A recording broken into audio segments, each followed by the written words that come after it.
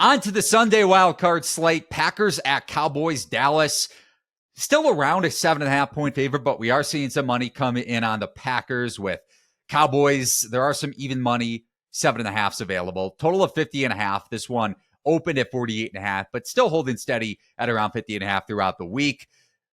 We're both on Green Bay, Mo, but you take this first on why you like the Packers, and I'll back you up here. Well, I just really like this offense in this spot. I bet some Packers team total over as well. Looks like Christian Watson is a favorite to go. I think it's been over a month since he went down with strained groin, maybe. Really odd injury against the Chiefs. But yeah, I think the market definitely seeing what I'm seeing here in terms of the total for sure. That has inched upwards. And juice starting to look like it might drop to Packers -7 soon. They're 115, 120 everywhere. So I really like their matchup up front, specifically against a pretty weak Cowboys front that, yes, they can get pressure at times, but have been bulldozed in the running game and really just still at the end of the day have a mediocre pressure rate. So I also think, just to throw an extra thing out there, since we already talked about this one a lot, but these props weren't out yet, I really like Aaron Jones leading rusher plus 700. I think that is just a great bet. I think you can even look at Jordan Love plus 950 leading passer. I mean, but I just like Jones a little more, but especially if A.J. Dillon sits. Right. I'm with you one way or the other, too. I think we are both in love with this Packers offense, especially against Dallas's defense. Prescott and Love rank number 1 and 2 in EP per dropback plus completion percentage over expected composite ranking since week 9. So still think the market is undervaluing Green Bay offensively. But what's gone unnoticed is you look at this Dallas defense since week 12, number 29 in dropback success rate allowed. And I know Stephon Gilmore is probably going to suit up with that shoulder injury, but still a dislocated shoulder going back to Sunday. Who knows how that affects him? Even if it doesn't, a very favorable matchup for Love. Like you hit on, Packers offensive line, number 2, pass block win rate going up against the Cowboys defense in front, and just defense overall that really relies on generating pressure.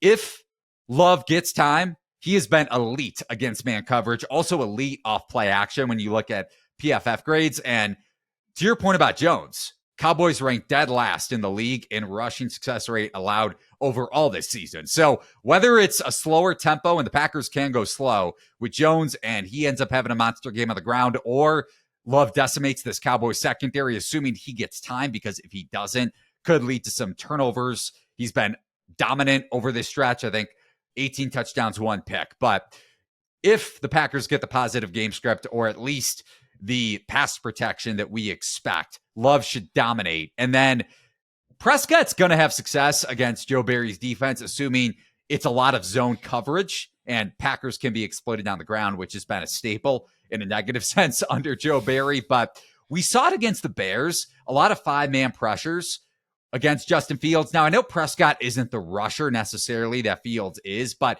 I would love to see 5-man pressures mixed in with man coverage, just because Prescott can be a little less efficient against man-to-man. And then last point I want to bring up, if you like the Packers to win the game outright, which I both think we have a shot, or we both think the Packers have a shot to potentially pull off the straight-up upset.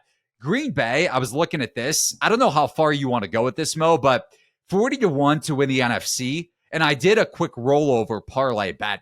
If you went moneyline rollover instead, let's say Packers are about plus 380 against San Francisco, plus 140 if they play Detroit. Now, they may not wind up playing Detroit if we did get that NFC Championship game matchup. But just for conversation, I think there's a little bit more value in the futures market than a moneyline rollover strategy. Any quick thoughts on a long shot here with Green Bay to come out of the NFC?